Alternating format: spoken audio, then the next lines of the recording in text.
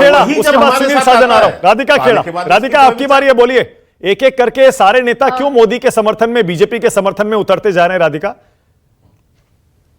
सबसे पहले तो आपको और आपके दर्शकों को और सभी यहाँ बैठे पैनलिस्ट को नवरात्रों की शुभकामनाएं। और मैंने उम्मीद करी थी कि के शर्मा जी कम से कम नवरात्रों में झूठ नहीं बोलेंगे, लेकिन नवरात्रों में भी ये जहर उगल रहे थे और झूठ बोल रहे थे, क्योंकि ये जो 9 दिन होते हैं सब, कई लोग तो जी मौन व्रत भी रखते हैं और इस समय हम लोग फास्ट रखते हैं, हर जना अपनी थॉट्स को, माइंड को, शरीर को प्योर रखने की बात करता है, लेकिन ये यहाँ पे भी बैठ के झूठ बोल रहे हैं कि कांग्रेस पार्टी सनातन को गाली देती है, सनातन धर्म को गाली देती है। कोई गाली नहीं देता।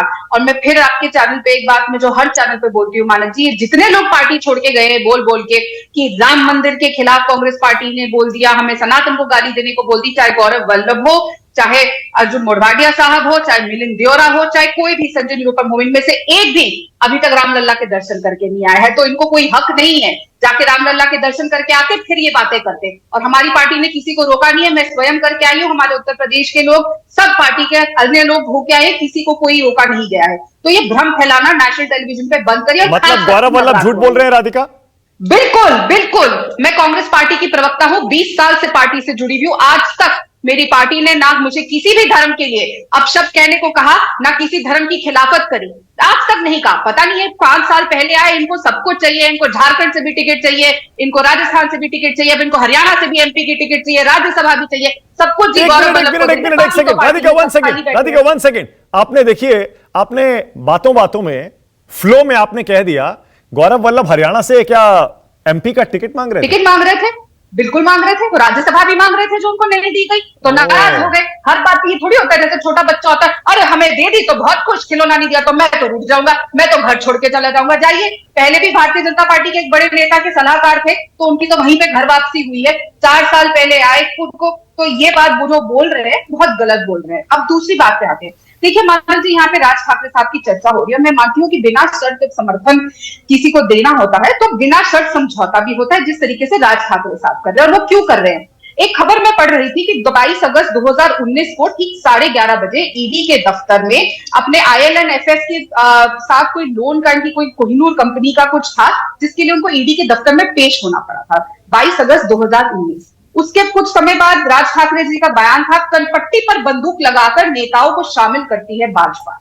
अब कहां पे कनपट्टी पे, इस तरफ उनके बंदूक लगाई थी, इस तरफ वो भारतीय, इनकी पार्टी के प्रवक्ता ज्यादा बेहतर तरीके से बताएंगे। लेकिन बहुत आश्चर्य है मुझे कि जो इंसान उत्तर भारतीयों को लगातार गाली गलौज देता करता था, उनको पीट पीट के वहां से निकालता था, और उस इंसान के साथ इन लोगों ने गठबंधन कर लिया है, उसको अपनी पार्टी में ले लिया। और राज ठाकरे की भी तो देखिए, जो लोग महाराष्ट्र का सारा काम गुजरात में ले गए, सारी बड़ी बड़ी कंपनियों को, सारे इंफ्रास्ट्रक्चर की प्रोडक्ट्स गुजरात में ले गए, आज उन्होंने उनके साथ हाथ मिला लिया।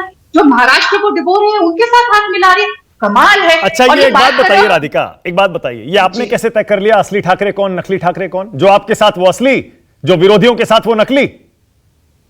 बाला साहब ठाकरे जी के सुपुत्र कौन है? कौन है? अच्छा, सुपुत्र के हिसाब से तय होगा कौन असली ठाकरे है? बिल्कुल। अब मानव गुप्ता जी, हमारी पहचान तो हमारे पिताजी से ही होती है, तो ठाकरे जी की जो लिनेज है उन्हीं के बच्चों से छई जाएगी। और मेरे को बहुत अच्छा लगा, मैं अभी आप जब ट्वीट की बात कर रहे थे, जो हमारे नेता सिंघवी जी ने ट्वीट किया कि proxy NCP, proxy Shiv Sena, proxy Thackeray, बिल्कुल सटीक चीज थी उन्हें। इनको प्रॉक्सियों से ही काम चलाना पड़ेगा, क्योंकि देखिए क्या है ना, भारतीय जनता पार्टी के पास देखिए 10 साल जब कोई पार्टी सरकार में होती है तो वो अपने कामों के ऊपर चुनाव लड़ती है, लेकिन ये पार्टी ना 10 साल के अपने काम गिनवा पा रही है, ना अपना मैनिफेस्टो ला पा रही है। 7-8 दिन रह गए चुनाव के पहले चरण में, अभी तक भारतीय जनता पार्टी का मैनिफेस्टो नहीं आया, लेकिन एक भी चैनल पे इस पर डिबेट नहीं हुई है। ये अगर कांग्रेस ने कर दिया होता और भारतीय जनता पार्टी का मैनिफेस्टो आ गया होता, हाहाकार हो गया होता। और आप मुझसे सवाल पूछ रहे होते मानव जी की, राधिका आपकी पार्टी कब मैनिफेस्टो लेकर आएगी? 1 हफ्ता रह गया चुनाव में, लेकिन इस पर चर्चा नहीं होगी। और अब मैं रायपुर में हूँ, और रायपुर में ना मैं उम्मीद करती हूँ बाकी जगह भी लगे होंगे, बड़े बड़े होर्डिंग लगे हुए जिस पर लिखा हुआ है मोदी जी के होर्डिंग के साथ बड़ा वाला लिखा हुआ है, दमदार और कामदार।